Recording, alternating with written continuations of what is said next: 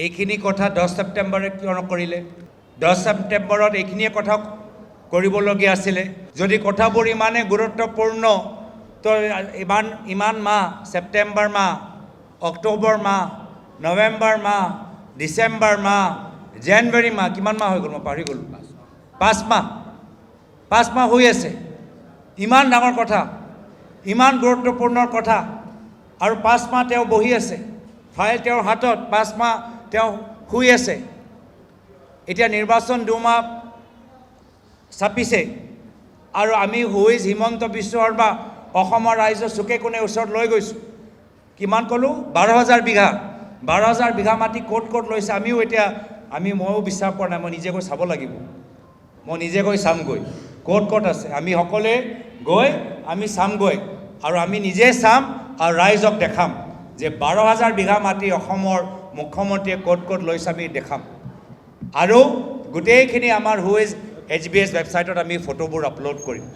তো এইখিনি কথা এতিয়া তেওঁৰ কাণত পৰিছে, গাত পৰিছে।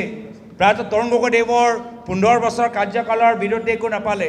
এতিয়া সেইকাৰণে 5 মাহ যি বিষয়ৰ ওপৰত শুই আছিলে, আকৌ সেইখিনি কথা লৈ আজি তেওঁ এতিয়া কথাবোৰ ৰাইজৰ মাজত ফাদিল কৰিছে।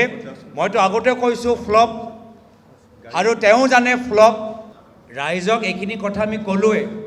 যিদিনা আমি সভাপতি দায়িত্ব ল'লোঁ, সেইখিনিয়ে আমি ৰাইজৰ মাজত, সেইদিনা আমি ৰাইজৰ আগত গোটেইখিনি কথা মুকলি কৰিলোৱে। আৰু ৰাইজে যথেষ্ট আজি ৰাজনৈতিকভাৱে যথেষ্ট সক্ৰিয়। ৰাইজে গম পাইছে যে হিমন্ত বিশ্ব শৰ্মা ডাঙৰীয়া সম্পত্তি পাহাৰ, অভিযোগৰ পাহাৰ, প্ৰায়তো তৰুণ গগৈদেৱৰ 15 বছৰ কাৰ্যকাল বিৰুদ্ধে একো নাপালে।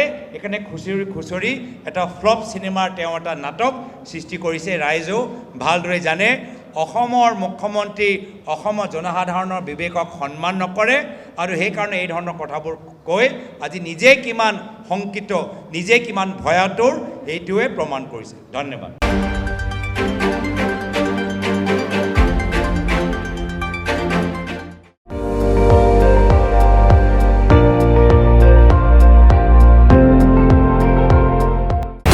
আপুনি চাই আছে ND24, সৰ্বশ্ৰেষ্ঠ নহয় সৰ্বোত্তমৰ দৌৰত।